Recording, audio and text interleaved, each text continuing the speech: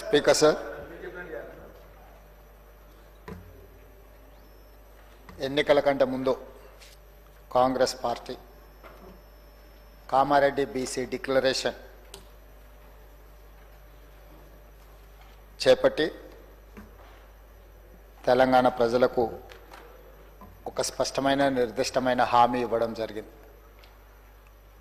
విద్య, ఉద్యోగ, ఉపాధి, సామాజిక, ఆర్థిక, రాజకీయ కుల సర్వే చేపట్టడమే కాకుండా 42% రిజర్వేషన్లు పెంచుతామని చెప్పడం జరిగింది. ఆ తర్వాత రాహుల్ గాంధీ గారు భారత్ జోడో యాత్ర సందర్భంగా కన్యాకుమారి నుంచి కశ్మీర్ వరకు 4000 కిలోమీటర్లు 150 రోజులు మండు టెండల్లో మంచు కొండల్లో పాదయాత్ర చేస్తూ ఈ దేశ ప్రజలకు ఒక స్పష్టమైన హామీ ఇచ్చింది. ఎక్కడెక్కడ కాంగ్రెస్ పార్టీ ప్రభుత్వాన్ని ఏర్పాటు చేస్తుందో అక్కడక్కడ బీసీ కులగణన సర్వే చేపట్టి రిజర్వేషన్లు 50% పరిమితి ఏదైతే ఉన్నదో ఆ పరిమితిని మినహాయించి బలహీన వర్గాలకు సముచితమైన రిజర్వేషన్ శాతాన్ని పెంచుతామని చెప్పడం జరిగింది.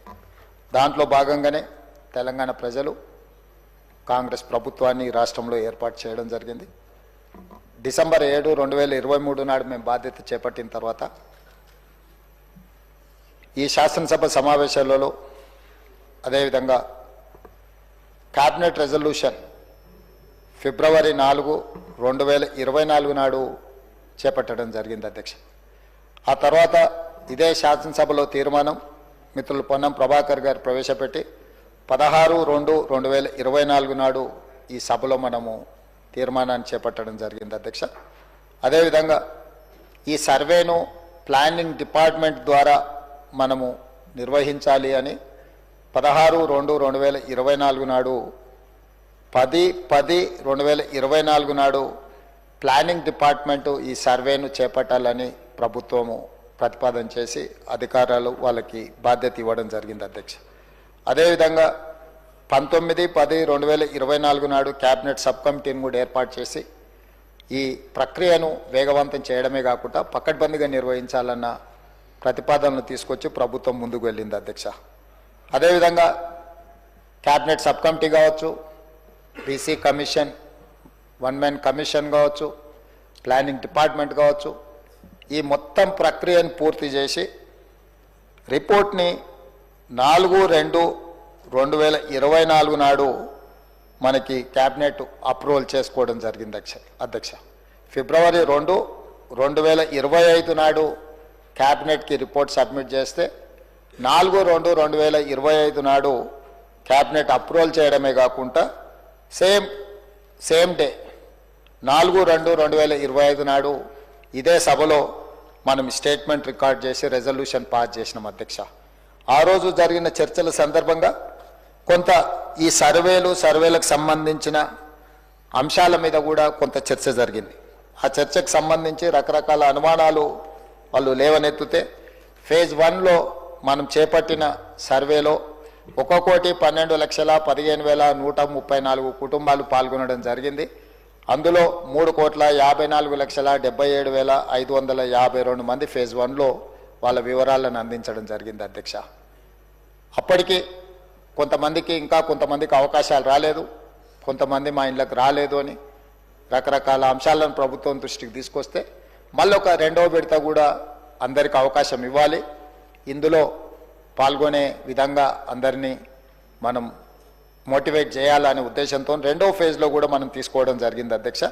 సెకండ్ ఫేజ్లో కూడా మనము ఈ సర్వేలో పాల్గొనడానికి అవకాశం ఇస్తే 21,715 కుటుంబాలు 73,205 మంది వాళ్ళ వివరాలను అందించారు అధ్యక్ష. మొత్తంగా 3,55,50,759 మంది తమ సంపూర్ణమైన వివరాలను అందించడం ద్వారా ఈ బీసీ కులగణన సర్వేకి సంబంధించి సామాజిక, ఆర్థిక, ఉపాధి, విద్య, రాజకీయ మరియు కుల సర్వేలో పాల్గొని ఈ ప్రభుత్వం చేపట్టిన కార్యక్రమానికి అండగా నిలబడ్డందుకు ఈ సర్వేలో పాల్గొన్న అందరికి కూడా నేను మనస్ఫూర్తిగా కృతజ్ఞతలు తెలియజేస్తున్నా అధ్యక్ష. అదేవిధంగా ఈ సర్వేలో దాదాపుగా ప్రభుత్వ అధికారులు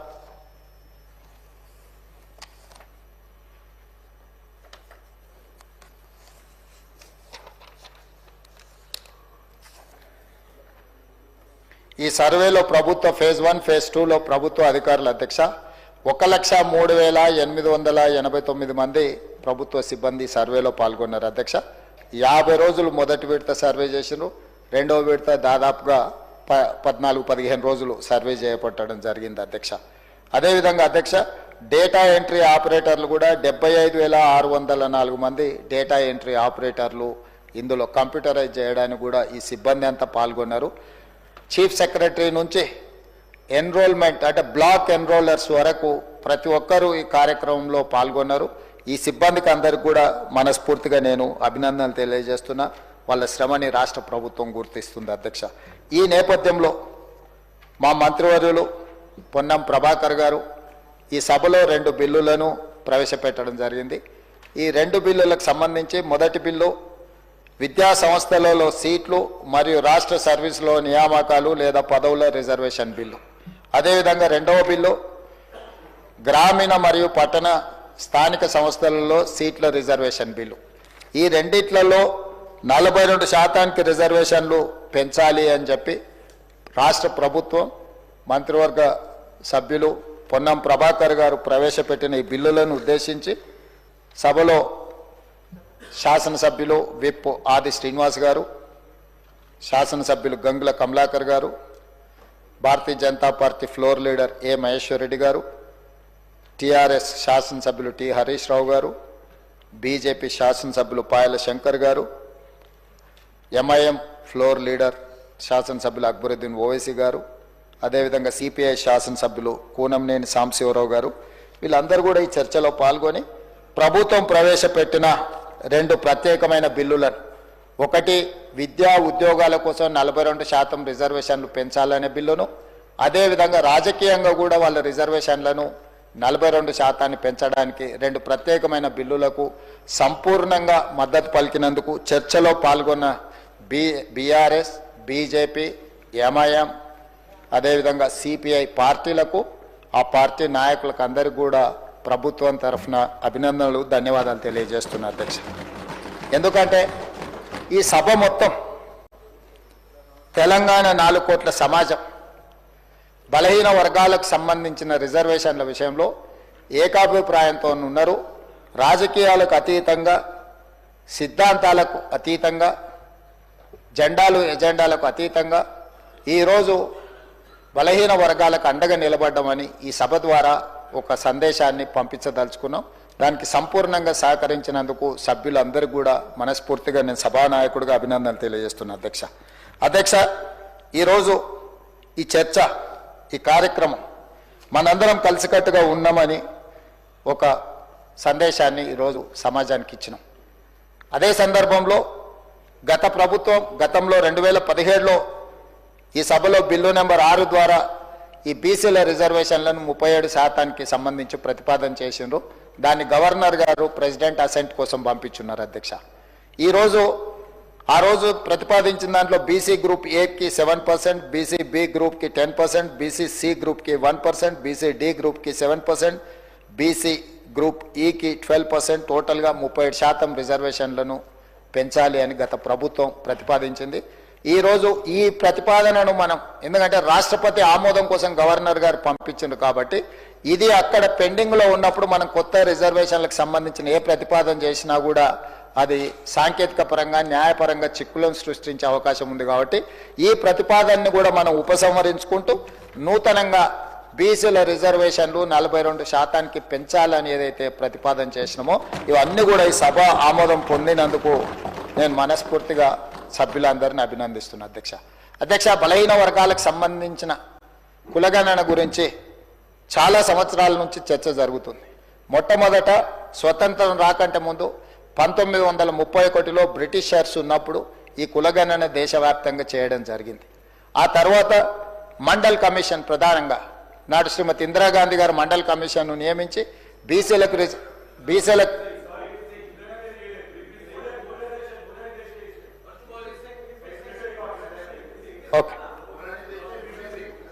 సార్ వివేక్ విపి సింగ్ గారు దాన్ని అమలు చేయడానికి వచ్చారు. మొట్టమొదట 1917 1 మినిట్ మొట్టమొదట 1979లో ఈ మండల్ కమిషన్ను నియమించి ఆ మండల్ కమిషన్ ఒక రికమెండేషన్స్ని ఇచ్చింది. ఆ రికమెండేషన్స్ని విపి సింగ్ గారు ప్రధానమంత్రిగా ఉన్నప్పుడు దాన్ని అమలు చేయడానికి దాన్ని తీసుకొని వచ్చింది అధ్యక్ష. ఆనాడు మండల్ కమిషన్ 52% బీసీలు ఉన్నట్టుగా గుర్తించి 27% రిజర్వేషన్లు ఇవ్వమని రికమెండ్ చేయడం జరిగింది. దాన్ని సుప్రీంకోర్టు కూడా అప్హోల్డ్ చేసింది అధ్యక్ష. ఆ విధంగా మొట్టమొదట బీసీ రిజర్వేషన్లకు చట్టబద్ధత ప్రారంభమైంది అధ్యక్ష. ఆ తర్వాత వివిధ రాష్ట్రాలలో వివిధ సందర్భాలలో రిజర్వేషన్లు ఇవ్వడం, తెలంగాణ రాష్ట్రంలో ఉమ్మడి ఆంధ్రప్రదేశ్ రాష్ట్రంలో 29% రిజర్వేషన్లు ఇవ్వడం జరిగింది అధ్యక్ష. 15% ఎస్సీలకు రిజర్వేషన్లు, ఆనాడు 6% ఎస్టీల రిజర్వేషన్లు, మొత్తంగా 50% రిజర్వేషన్ల కింద ఆ రోజు రిజర్వేషన్లను అమలు చేసింది అధ్యక్ష. కాబట్టి ఈరోజు ఈ రిజర్వేషన్లను పెంచాలి, బలహీన వర్గాలకు అండగా నిలబడాలి అనే ఆలోచన కామారెడ్డి డిక్లరేషన్ ద్వారా కాంగ్రెస్ పార్టీ చేసింది అన్నాడు. ఆ తర్వాత ప్రభుత్వ పరంగా మేము చేపట్టిన చర్యలను, వివిధ సందర్భాలలో మేము తీసుకున్న నిర్ణయాలను కూడా ఈ సభలో చర్చకు పెట్టినాం అధ్యక్ష. అందుకే ఫిబ్రవరి 4ను సోషల్ జస్టిస్ డేగా ఈ రాష్ట్ర ప్రభుత్వం ఈ సభ ఆమోదం ద్వారా నిర్ణయం తీసుకున్నాం. ప్రతి సంవత్సరం సోషల్ జస్టిస్ డేగా ఫిబ్రవరి 4ను, ఎందుకంటే ఫిబ్రవరి 4 2024 నాడు ప్రారంభించి ఫిబ్రవరి 4 2025 సంవత్సరం తిరిగే లోపల ఈ ప్రక్రియను కంప్లీట్గా ప్రాసెస్ చేసి సభ ద్వారా తీర్మానాలను ప్రవేశపెట్టడం ద్వారా మనం ఈ ప్రక్రియను పూర్తి చేసినాము. దీనికి చట్టబద్ధత కల్పించడానికి ఈరోజు బిల్లులు తీసుకొచ్చినాం, బిల్లులని సభలో ప్రవేశపెట్టినాం అధ్యక్ష. కాబట్టి దీని వెనకాల ప్రభుత్వము అన్ని రకాల కోణాలను, అందరు స్టేక్ హోల్డర్స్, రాజకీయ పార్టీలను కావచ్చు, కుల సంఘాలను కావచ్చు, లేకపోతే సమాజంలో ఉన్న మేధావులను కావచ్చు, ప్రతి ఒక్కరిని రాష్ట్ర ప్రభుత్వం సంప్రదించి ఈరోజు 42% రిజర్వేషన్ తీసుకురావాలని మనం ముందుకు వచ్చినాం అధ్యక్ష. కాబట్టి ఈరోజు నా విజ్ఞప్తి ఒకటే, చాలామంది సభ్యులు చాలా విషయాలు మాట్లాడినరు, బడ్జెట్ విషయాలు మాట్లాడినరు, ఇతర రిజర్వేషన్ల గురించి మాట్లాడినరు, ఇతర నిధుల గురించి మాట్లాడినరు, చాలా అంశాలను ప్రస్తావించిన. సరే, నేను రాజకీయ అంశాల జోలికి నేను వెళ్ళదలుచుకోలేదు, ఎందుకంటే ఈ సందర్భంగా సభానాయకుడిగా నేను రాజకీయమైన అంశాలను ప్రస్తావిస్తే ఇది వివాదానికి దారితీస్తుంది. ఈరోజు ఏ వివాదాలకు తావు లేకుండా బలహీన వర్గాలకు న్యాయం చేయడమే మా విధానము. దీనికి అండగా నిలబడడానికి అందరినీ నేను మనస్ఫూర్తిగా అభినందిస్తున్నాను. అదే సందర్భంలో శశబిషలు అక్కర్లేదు అధ్యక్ష. సభానాయకుడిగా 42% రిజర్వేషన్లు విద్యా ఉద్యోగాలలో రాజకీయపరమైన రిజర్వేషన్లను సాధించడానికి నేను నాయకత్వం వహిస్తా. ఈ సభానాయకుడిగా నేను మాటిస్తున్న బలహీన వర్గాలకు, తెలంగాణ రాష్ట్రంలో ఉన్న వాళ్లకు ఈ రిజర్వేషన్లు సాధించడానికి నేను నాయకత్వం వహిస్తా. అన్ని పార్టీలను కలుపుకొని వెళ్తాను. ప్రధాన ప్రతిపక్ష నాయకుడు కల్వకుంట్ల చంద్రశేఖరరావు గారికి కూడా నేను విజ్ఞప్తి చేస్తున్నా, మనందరం కలిసికట్టుగా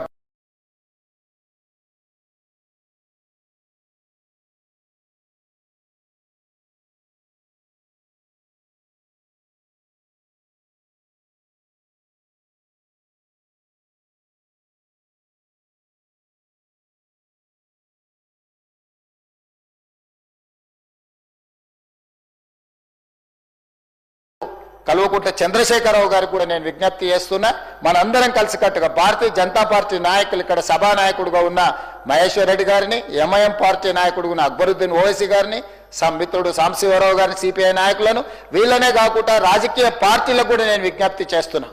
మనందరం కలిసికట్టుగా కేంద్ర ప్రభుత్వం దగ్గరికి, ప్రధానమంత్రి దగ్గరికి వెళ్దాం, చట్టాన్ని సవరించుకుందాం. ఈ చట్టాలన్నీ కూడా పరిపాలన సౌలభ్యం కోసం మనం చేసుకున్న చట్టాలే. 100 పైగా మనము రాజ్యాంగ సవరణలను చేసుకున్నాం ప్రజలకు మేలు చేయడం కోసం.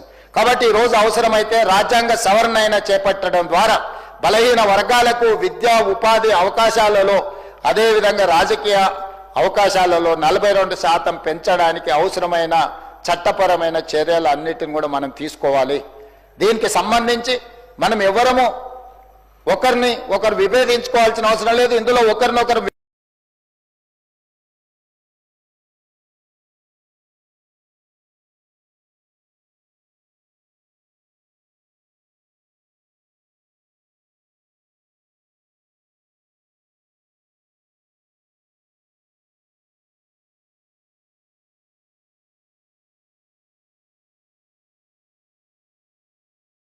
అవసరం లేదు, ఇందులో ఒకరినొకరు విమర్శించుకోవాల్సిన అవసరం లేదు. మనందరి అభిప్రాయం ఒకటే అయినప్పుడు, మనందరం ఇందులో అనుకూలంగా ఉన్నప్పుడు ఈరోజు ఇంకా ఇది సాధించుకోక ఎందుకు అవుతుంది అధ్యక్ష? మనందరం కలిసికట్టుగా ప్రధానమంత్రి గారి దగ్గరికి వెళ్దాం. పార్లమెంట్ జరుగుతుంది, బడ్జెట్ సమావేశాలు ఉన్నాయి. మనం వీలైనంత తొందరగా మిత్రులు పాయల శంకర్ గారిని, మహేశ్వర్ రెడ్డి గారిని, అదేవిధంగా కేంద్ర మంత్రి కిషన్ రెడ్డి గారిని, బండి సంజయ్ గారికి కూడా నేను విజ్ఞప్తి చేస్తున్నా. నరేంద్ర మోడీ గారి అపాయింట్మెంట్ ఇప్పించండి. ఎంబడే నేను చీఫ్ సెక్రటరీ గారికి, అధికారులకు కూడా నేను ఆదేశాలు ఇస్తున్నా. ప్రధానమంత్రి గారి అపాయింట్మెంట్ లేఖ పెట్టండి. ఆ కాపీని మన ఈ రాష్ట్రంలో ఉన్న భారతీయ జనతా పార్టీ నాయకులకు ఒక కాపీని కూడా మార్క్ చేయండి.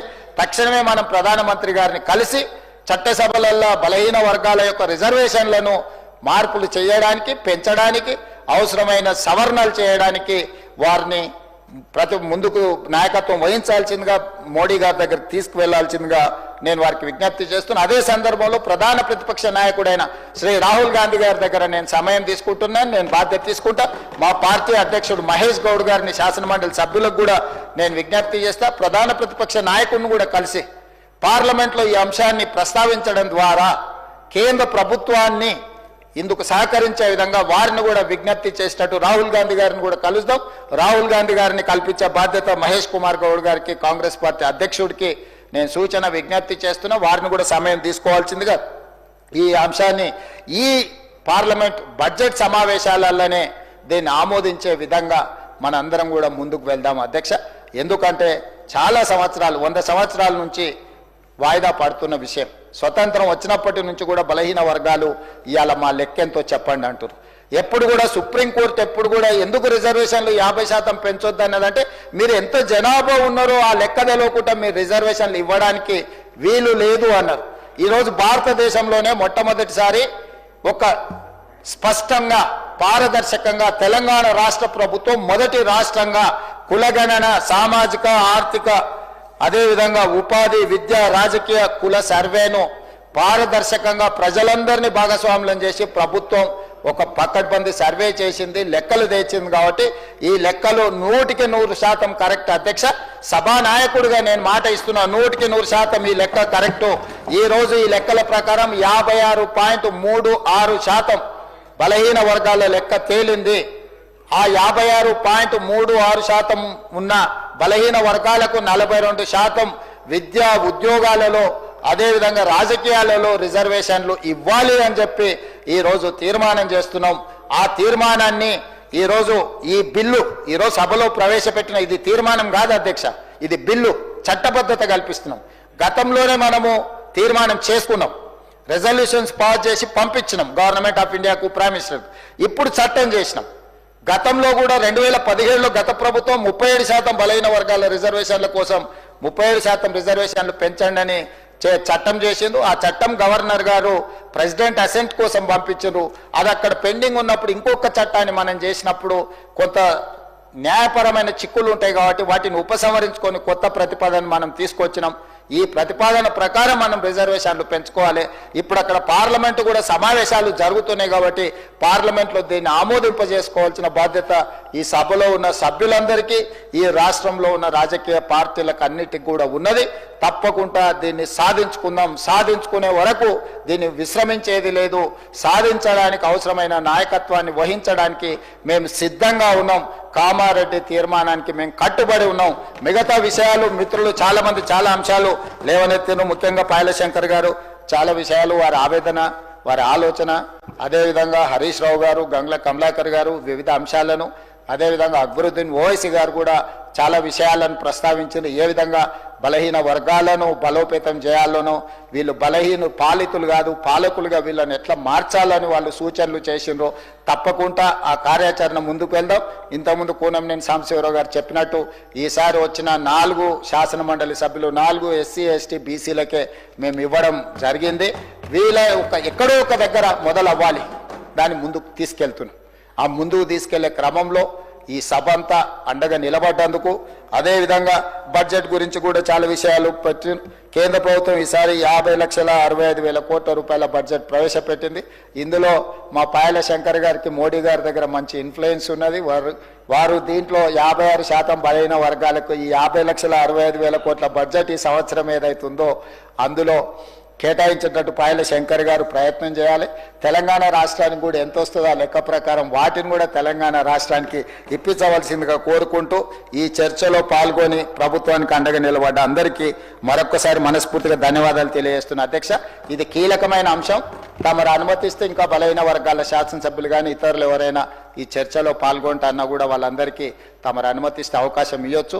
ముఖ్యమంత్రి గారు మాట్లాడినారు కాబట్టి మిగతా వాళ్ళకి అవకాశాలు ఇవ్వద్దన్న ఆలోచన మాకేం లేదు అధ్యక్ష. నేను కూడా ఒక సభ్యుడిగా నా అభిప్రాయాన్ని ఈ సభలో మీ ముందు ఉంచిన, మిగతా సభ్యులకు ఎవరికైనా కూడా ఇందులో చర్చలో పాల్గొనాలని ఉంటే వాళ్ళకి అవకాశం ఇవ్వండి.